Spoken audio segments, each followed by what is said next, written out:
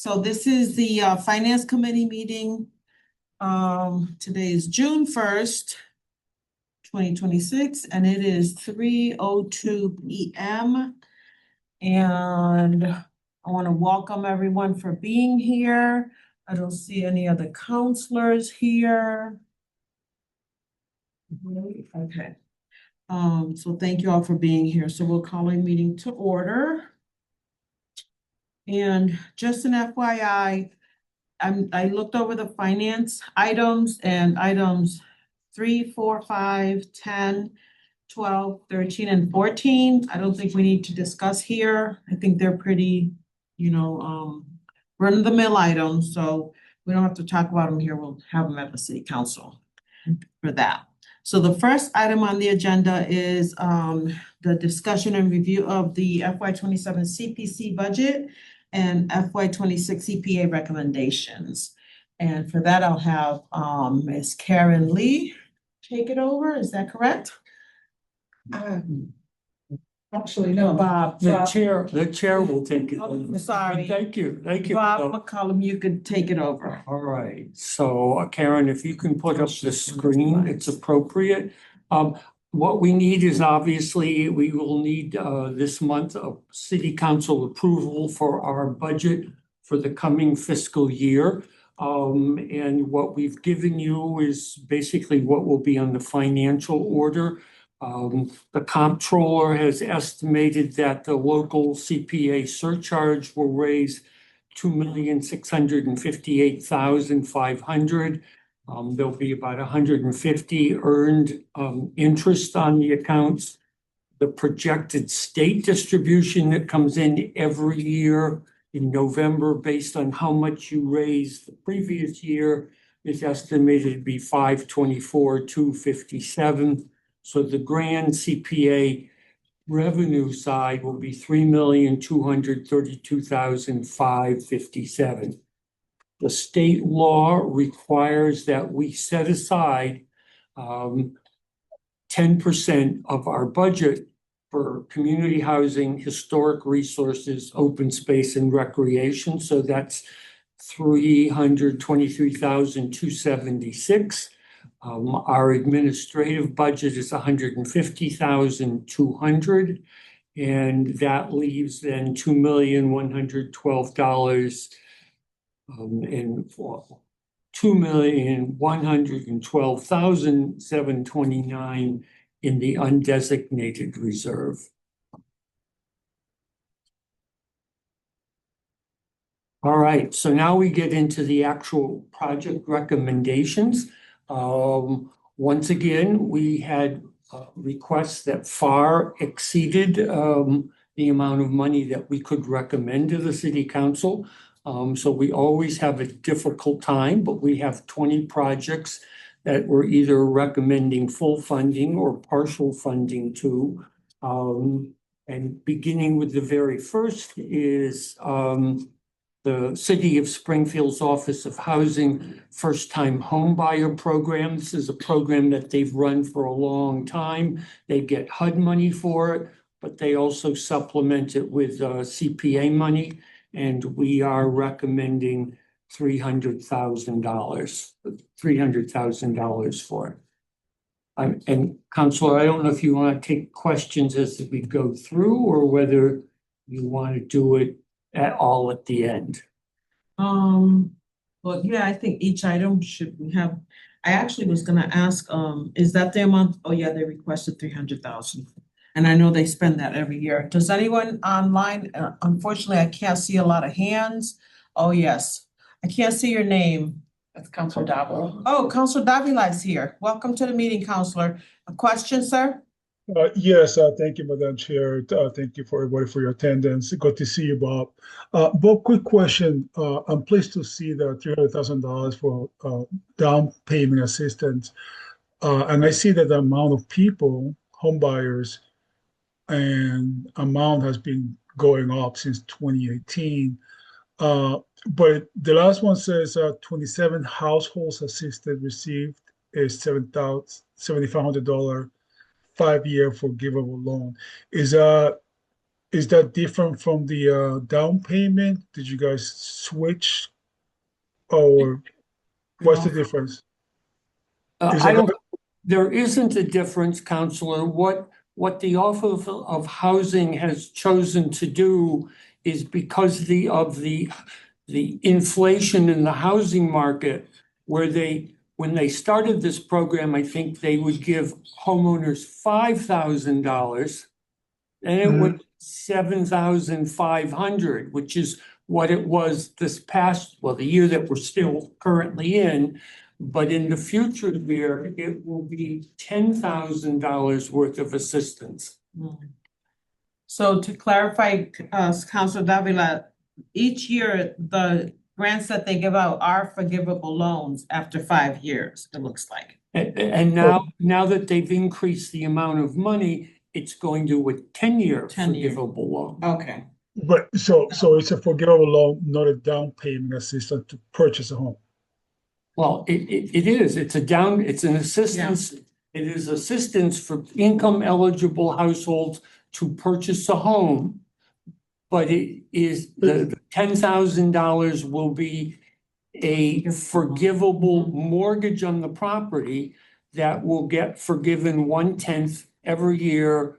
I see. So if Okay, the now, okay. family, if in year 8, the family sells the house, there will be some money coming back to the program.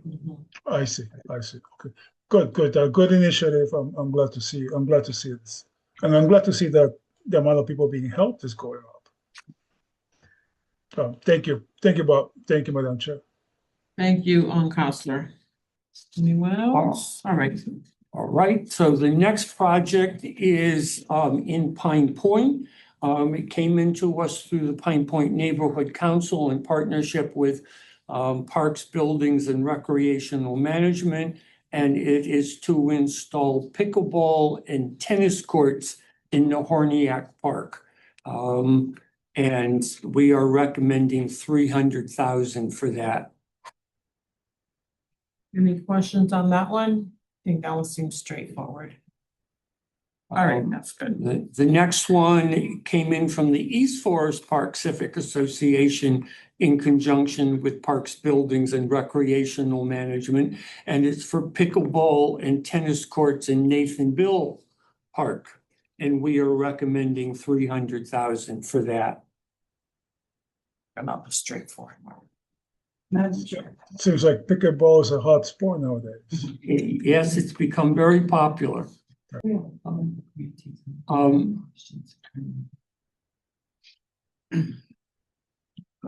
So the next one is the Historic Homes Restoration Program, which is actually run by the Community Preservation Committee itself. This is a lottery that is open to owner occupants of houses in any of the city's local historic districts.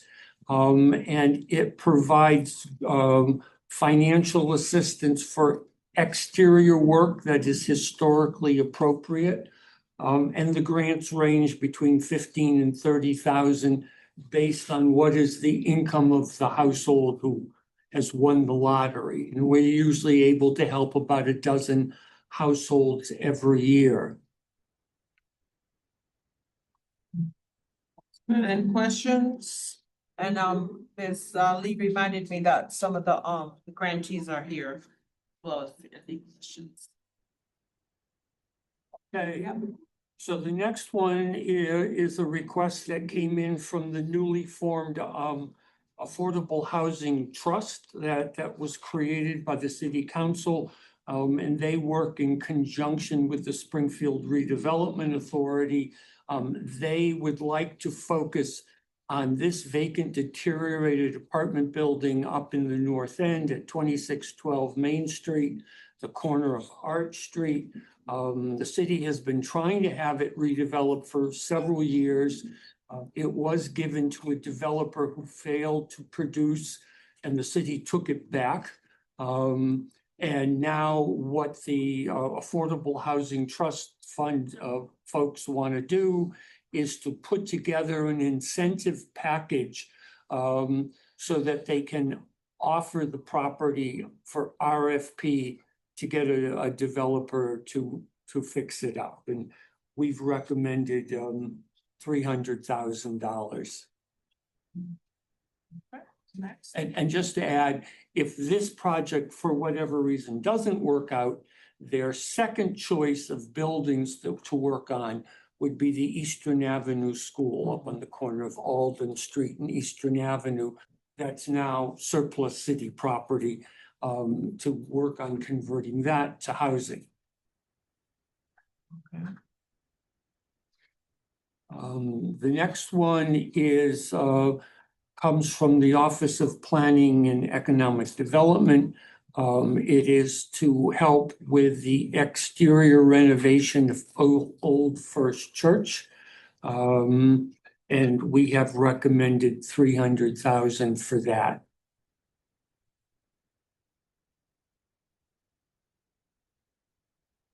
Right, the next is the gun block up on the corner of State Street and Walnut Street.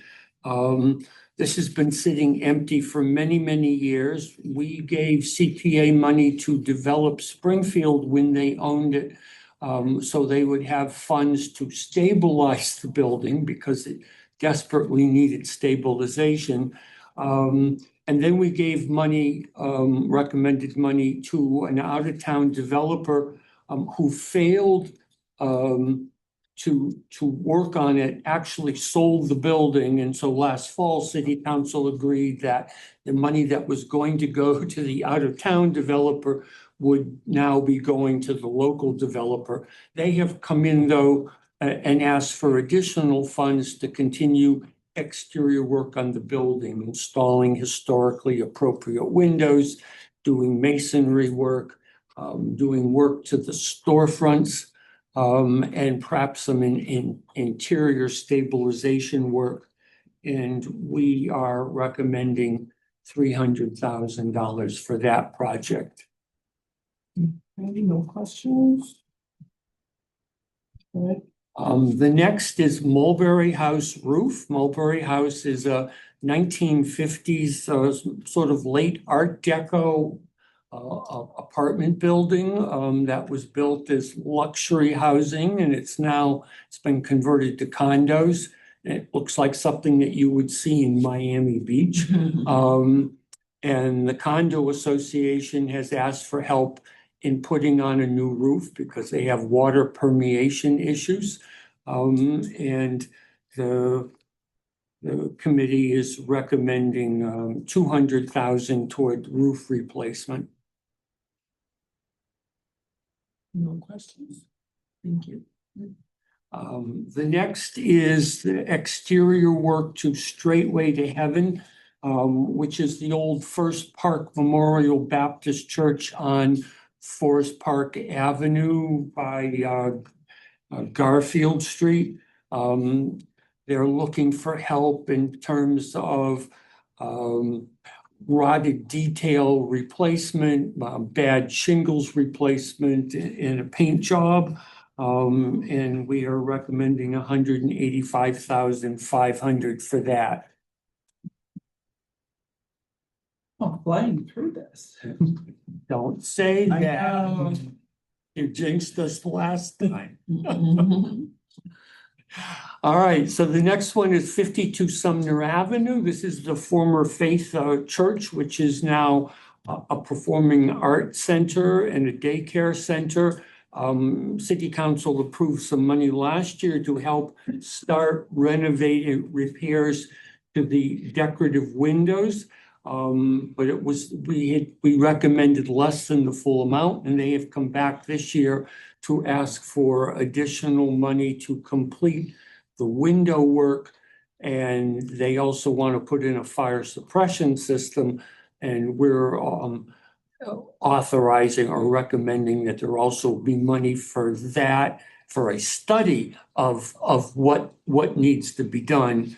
And that's $153,810. Questions? All right, so next is Myrtle Street Playground. This is an application that came in from the Indian Orchard neighborhood in conjunction with the Parks Department.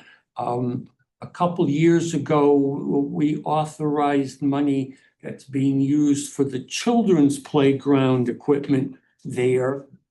This was to do additional work, and we're recommending partial funding. One of the items that the council wanted was an outdoor fitness equipment.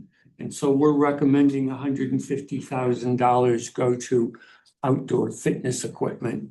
And I'm sure they'll be coming back in the future years for the other items on the playground. Nice. Yeah. So the next one is the Rainville and Newcourt Terrace Apartments. These are a series of 4 historic apartment buildings on Byers Street that are owned by Wayfinders and are currently affordable housing, but they need renovation. And so Wayfinders has been working on putting together a financial package. A couple of years ago, we recommended and City Council approved $250,000 toward this much bigger project. This year they had asked for 300, but we're recommending only 100,000 toward it.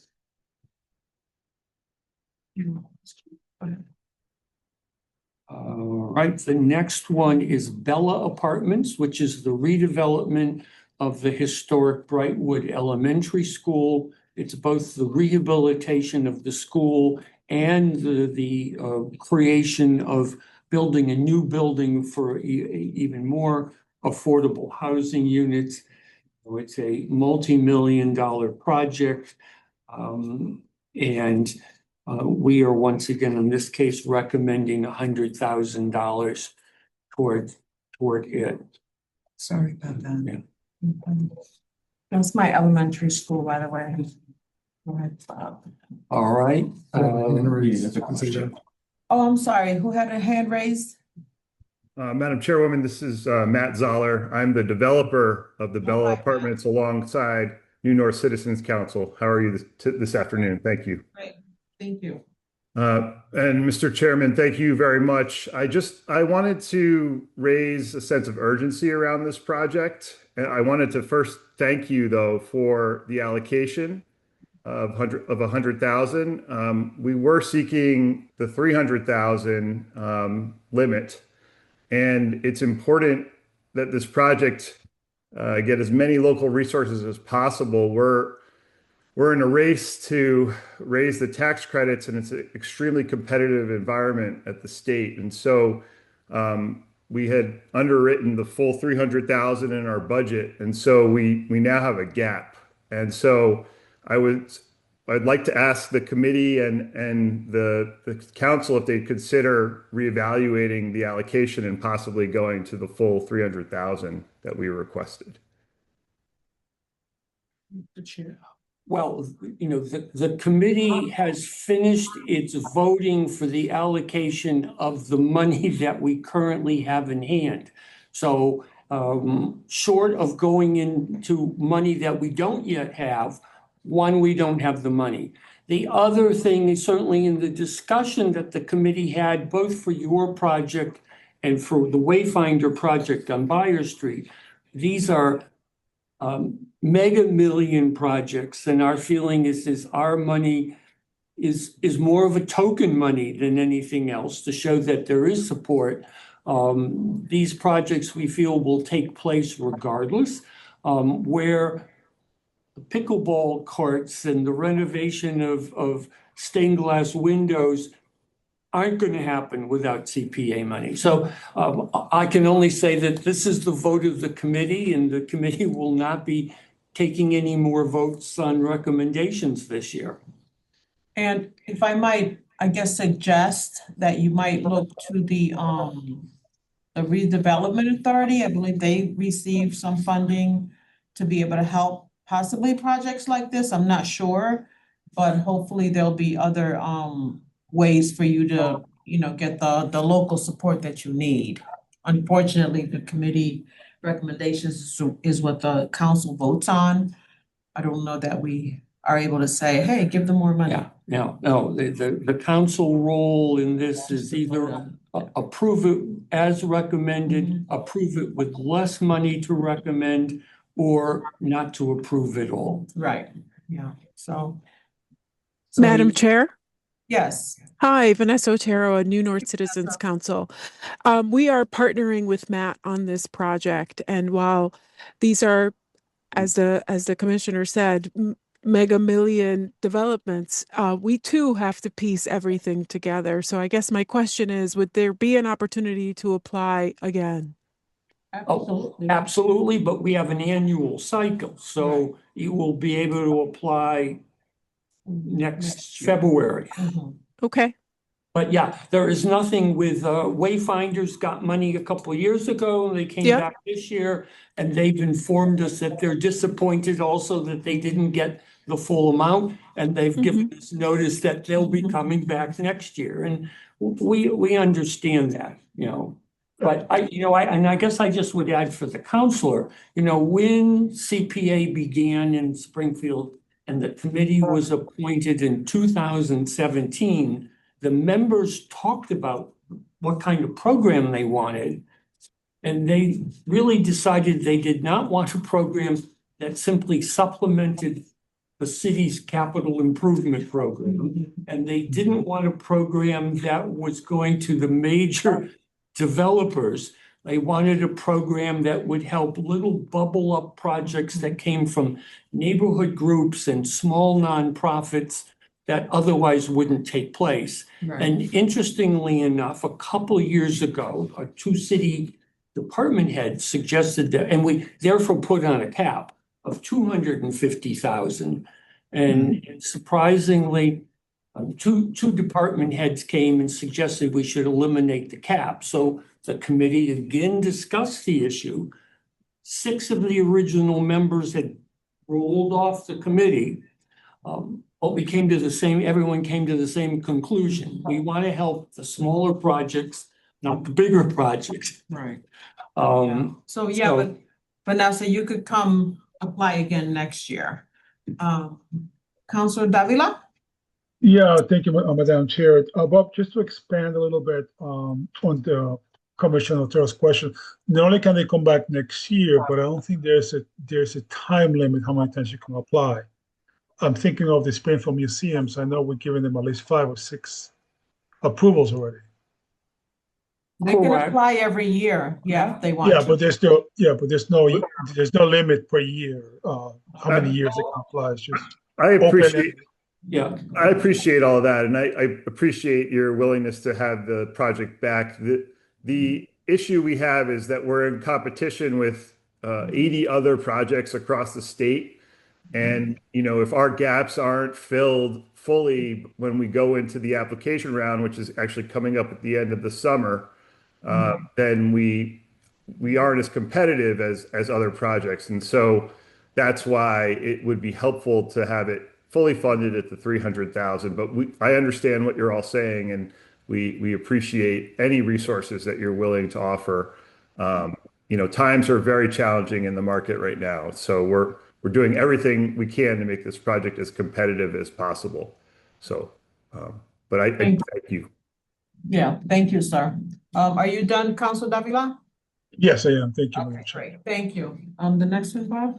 the next one is 3234 Hamden Street, which is known as Parent Villages. So this is a historic building that was purchased by a new nonprofit owner a year or so ago. Last year, we recommended and City Council approved a smaller amount of money, less than what they asked for. That would at least address the roof and the masonry, because leaky roofs are not good for buildings. And they have returned this year to ask for additional funds to continue doing outside renovation work. And we are recommending 74,500. Thank you. No questions, go ahead. Next is the McKnight Park Restoration, also called Buckingham Triangle, up on Bay and Buckingham Street. This also is a partially funded project. Last year, The neighborhood came in with the park department to do a total renovation of this space. And the committee recommended funding that would go to restoring the fountain. This year they returned to ask for the rest of the money. But the committee, being frugal, has recommended 63,802 to do whatever they can do. So whether it's benches that they're looking for or sidewalks that they're looking for, whatever they can fit into that. Mhm. Okay, no questions, go ahead. The next one, the vice chair, Yolanda Consul, who's with us on Zoom, is going to present. I am on the board of the Springfield Preservation Trust. I am their representative to the committee. And so I have recused myself throughout this entire process, and I will not be making the presentation. So Yolanda, if you can, and if necessary, Karen can jump in.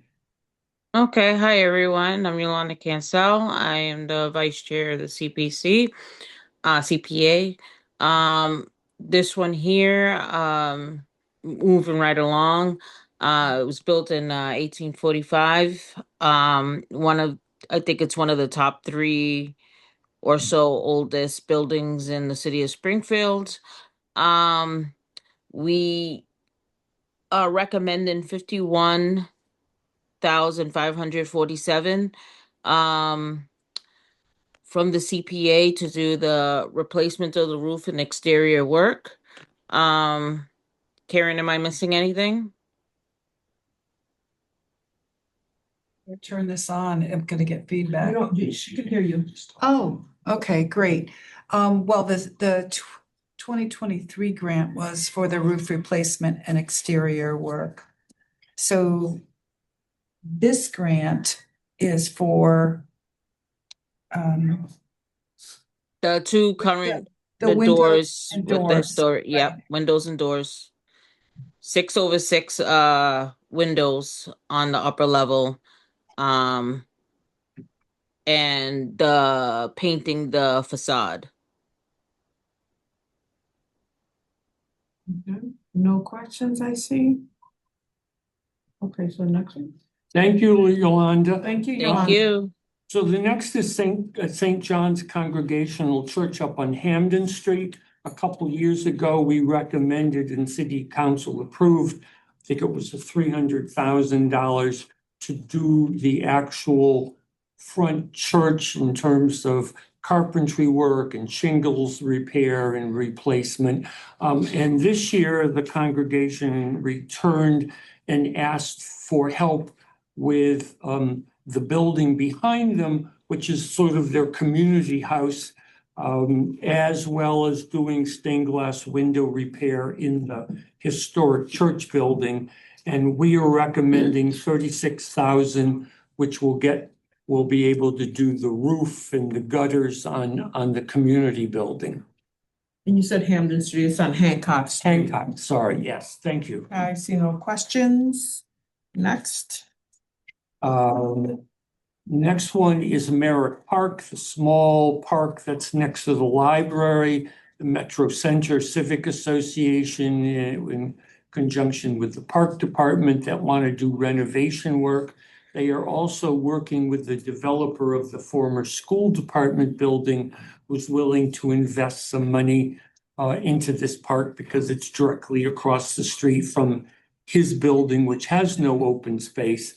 And the committee is recommending at this point, 25,000 that will help deal with the pedestal on which the famous Puritan statue stands, and then the landscaping area immediately around that. Thank you. I'm sorry, can somebody see that name? Laura Walsh. Oh, hi, Laura. Go Hi, ahead. Counselor. Hello, everybody. Thank you. Bob, my question is for you on this, the budget item here. The budget that we submitted, the updated budget, did not include the any work for the Puritan statue, because it's our understanding that that's going to be something that First Resource would be also looking to do.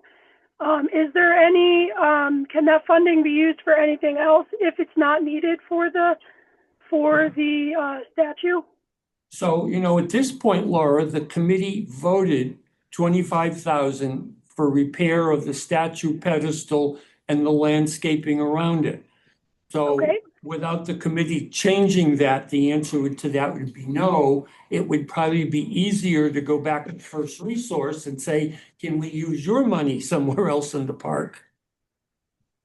Well, that's one option as well. Just, okay, thank you for clarifying. Thank you, Laura. The next one. The next is the Forest Park Arboreta volunteer database. So, Forest Park has been designated an arboretum, and Regreen Springfield, which is a local nonprofit, has been working in there with volunteers to identify the various trees, and they'll ultimately have little signs put on them. And this is basically a study to hire a professional arborist to just double check the work that the volunteers have done before anything else takes place. I see no questions. Go ahead, Bob. And the last one is also another project from Regreen Springfield. It is basically a study called Springfield Urban Wilds. The city of Springfield has around the city a variety of small, primarily tax foreclosed parcels. And this would be looking at them to see which ones might be suitable to use as small green spaces, as opposed to just sitting there as being, weed grown vacant lots. And we're recommending 9,500 for that project. Okay, and I see no questions on that one. All right, great. So Councilor Davila is the only one here who might Oh, make a I motion. have a question. Bob, did we find out if it was CPA eligible or not for that particular project? Well, no, we would- the committee voted to recommend it. Okay. Okay. All right, great. So, we'll come to the city council. You guys will be at the city council meeting. Councilor Davila, do you want to make a motion to accept all these, CPA projects? So moved. Okay, all in favor? Aye. All right, great. So we'll see you guys at city council 22nd. on the 22nd. Twenty-second Excellent. of June, right, Bob? June? Yeah, June. June 22nd, yeah. Right. All right, great. See you all then. Thank you guys for coming out. Bye, guys. Thank you. Thank Now you we for have- having us. Finance committee, finance items. The first one is, again, if you're here and if you're on Zoom, items 3, 4, 5, 10, 12, 13, and 14, we don't have to discuss in this meeting, and we'll just bring those to city council. But item 1, the discussion and review of the FY27 CPC, oh, we already did that. April revenue versus expenditure report. Kat? Thank you, Madam Chair. Tonight, I'll be presenting the April revenue versus expenditure report for the general fund. This represents the first 10 months of fiscal year 2026. You'll see at this point, which is the case every April, that our revenue is far outpacing our expenditures. And the driving factor behind that is the fourth quarter or final tax bill was due on May 1st. So you'll see that our tax revenue is at 94%. So this is a point in the year where we're at a strong cash position, but this is going to even out as we make our way to June 30th as all of the taxes have been committed and we're collecting very little at this point. Excellent. Any questions on that? I don't see any. Great. So item number 6, community development, the FY27 emergency solutions grant. It's not that one. Very. Oh, Tina. Tina is here. No, I can't hear you, Tina. Can you hear me now? Yes. Okay. Jerry, phone.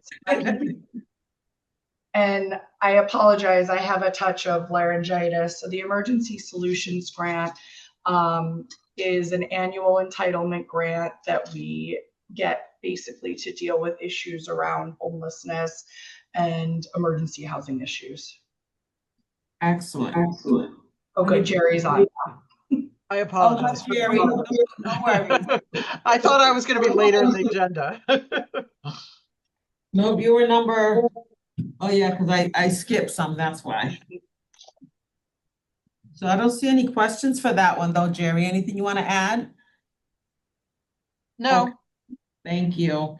And then, so the next one is the FY 27 Home Entitlement Grant. So I can do that one. Okay. So again, this is an annual entitlement grant under the Home Investment Partnership Program. This funds various affordable housing activities through the Offices of Housing and Community Development. It includes popular programs like our down payment assistance program, activities that we do around multifamily rental housing, affordable home ownership, and tenant-based rental assistance. Okay, is the next number 8 the same thing, the CDBG block? Yes, that's the Community Development Block Grant Program, also an annual entitlement. The goal of those funds is to fund both community development and housing work that benefits low and moderate income households and populations throughout the city, and includes a wide array of activities from parks and sidewalk improvements to nonprofit rehab to small business assistance. Our emergency repair program, it provides some funding for the heating system repair program. Okay. Public art, graffiti remediation. I could go on for a while, but I'll answer questions if you have it. Okay, I don't have any questions on that one. Madam President, if I may, just a clarifying question. Okay, Councilor Davila. Thank you. Good to see you, Tina. I hope you feel better. Thank you. So with the average home down payment assistance, how much is that? So we have been making some tweaks to the program both last year and this year. The goal is we've changed it. In the years past, we used to do a small flat rate of down payment assistance. Last year, we altered that program and we were giving a sliding scale of down payment assistance based upon the household's income. And so that ranged from $35,000 to $7,500. We've tweaked it again this year to try to balance sort of the cost of buying a home as well as making sure that we can serve as many households as possible. And so the sliding scale now goes, I believe, from 10,000 to 30,000. Okay. So it went up at the lower end, it went down at the higher end. And the way we came to those numbers is we actually looked at what we had come through the doors last year and sort of adjusted that accordingly. Okay. All right. Thank you, Tina. You guys are doing an excellent job. Thank you. God bless you. Sure. Thank you, Madam Chair. Councilor Davila, and I'm recognizing Council President Whitfield. Thank you for joining us. All right. Now, and then the next one is the I have a I'm sorry. question. Go ahead, ma'am. Madam Chair. Did we expend all of this particular grant program last year? Down payment assistance? Mm-hmm. Yes, we did. We expended it. And luckily this year we're getting a little bit more from CPA than we did last year. So that will help. And that's also part of why we are adjusting those amounts to try to get through the year and be able to serve folks. And CPA is And we people also over the are, threshold, right? what was that?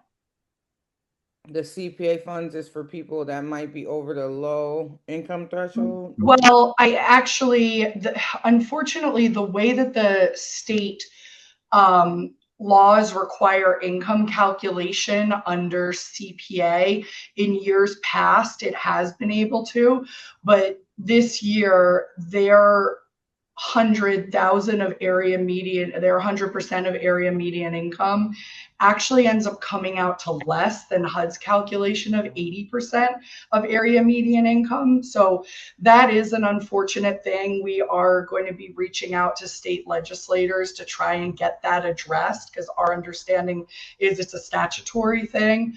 But what it does help us with is, one, obviously when we run out of funds, and two, for folks, HUD caps the sale price that we can fund projects at, or fund down payment assistance at.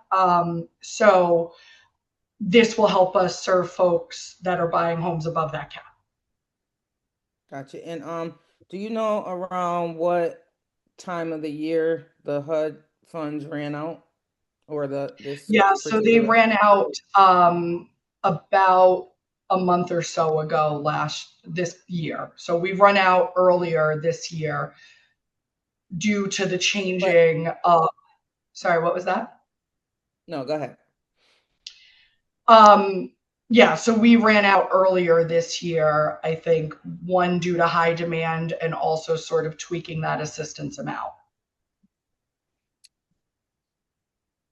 And it usually goes through June 30th of every year? That's what we try to do, yes. Okay. Thank you, Madam Chair. Thank you, Madam Thank you, President. Tina. All right, and then the last one is the Continuum of Care Grant. Good afternoon, Jerry McCafferty on this one. This is a HUD grant. This is actually a competitive grant that we apply for every year in response to a notice of funding availability, but it does tend to renew year after year, at least a portion of the programs. These are funds that are used to provide the permanent solution for people who are coming out of homelessness. It funds various housing programs, primarily permanent supportive housing, and what's called rapid rehousing, which is usually rental assistance for up to 2 years. We have a number of subrecipients throughout the community that apply for this grant every year. I will say the Continuum of Care actually serves Hampden County, and it has a board of directors that is regional, therefore, and the board of directors are the ones that run that competition. In this, for this year's award, this is literally a renewal of everything that happened last year, because HUD ended up not having a competition this year in an odd, well, because they were sued. They have just renewed the prior year's grants. Okay, congratulations, Jerry. I think you do amazing work with these grants. You guys apply for a lot of them. All right, any other questions? I don't see any. Okay, so 11, the free cash transfer. I know it's only $12,920.37. So that, counselor, is, I think everyone recalls the EPA grant that was taken back. So before we knew they were gonna take it back, we had to show progress, that we were still moving forward, but very little. And we were still hoping that we would get it back, so that we've applied for the funding through the EPA. We've put in reports that they owe us that, but that is the balance we were unable to get. I know it's in court. I know there was just a hearing. I know they're waiting. It's gonna be 4 to 6 months before they get a determination to reinstate those funds. I don't know if they will, but I did give the authorization to move forward so we could show progress. So there was hope that they wouldn't take it, and they did. So I do need that 12,000 out of free cash to replace that. If for some reason the court does decide that they have to give it back to us, those funds will then be put back into free cash Okay. the next year. And I know a question, do you know what the balance is in the free cash right now? After all these transfers, the balance will be about 412,000, I gotta guess. I'm on a quarter from what you're, okay. So the balance will be, after these transfers, $412,419. Okay, thank you. Any questions from anyone? Nope. Okay, the last one is number 15, the bonds. Proceeds, various capital projects, 5,865,000. Counselor, there was a bunch of free cash transfers. The one that I'm particularly interested in is the fire one, 800,000. Like, what is that gonna be used for? And Oh. cash to benefits and transfers across departments. There's like 3 other ones. So the one that, okay, because I said that those we didn't need to discuss, but we can discuss them. So the one transfer across departments, I'm not sure what they were. Kathy? So at the end of every year, there's some departments that require extra money. And we always take it, we do a transfer from reserve for contingencies. It's building code needed more money in postage and delivery. They need more money in gas and diesel. Clerks needed more money in advertising, 15,000. Comptroller seminars and training, 1,500. DTAC needed salaries and wages, procurement, advertising. It's small transfers we do. Who to was that? cover- Who was the salaries and wages, Kathy? Sorry. Who is Salaries it? and wages for Pete Garvey shop. That they hired, Oh, remember they hired an detail. employee and the school department is paying half of it. We put in a new, we allowed them to create a new position because of the amount of projects, school projects they have right now. And they have such a small staff. And with Harena coming online, they needed another staff person. The school department has agreed to pay half that salary. So we're only actually picking up half the salary. We're able to get Will Cahalan, who previously worked for us, to come back. And he's a Springfield resident. So it was a great hire and it was good to have him back because they just have so many core projects and school projects going on right now. Thank you. And what about the one to benefits? Right, Madam President, I'm sure I'm gonna know about that one. So I the really six. want to know about fire because it's So fire her. Yeah, he Fire was here. If you recall, you approved they settled their contract this year and you approved it for 3% raises, but that contract went back to July of 24. So it was fiscal 24 for fiscal 25, and then we had to pay 26. So we had to pay retro for a year and a half, and then we had to go. So the actual cost was about 1.2 million. We were able to eat some of that cost in salary savings, but there was an $800,000 that we have to take from free cash to cover those raises. Yeah, and Commissioner Calvi was here earlier. And he'll be. But yeah, so we did know when we put it through, we were gonna try to see what savings they had. We didn't want to come right away and ask for more than we needed, but we did do an analysis and we do need 800,000. It was for over a year, almost 2 years of retro. Okay, thank you. Anyone else? No. Okay, so the bond proceeds? Lindsay, we can't hear you. She's muted. Thanks. So this is a cleanup and transfer of any unspent bond proceeds from previous capital projects and moving them over to our newer capital projects. This eliminates the need to issue debt for these new projects by using this older money. Questions, anyone? I do, Madam Chair. Go ahead, Thank Councilmember. you. See you, Lindsay. So it says various projects. Can you give us a quick overview of the projects? Of the projects we're transferring from, there's 20 projects, the majority of which are school projects. And it is going to, let's see, a total These are projects that are currently under construction, that are currently going. Correct. It's going to projects currently under construction. The projects that we're taking the money from are completed, signed off, completely finished projects that have extra bond proceeds in them. Yeah.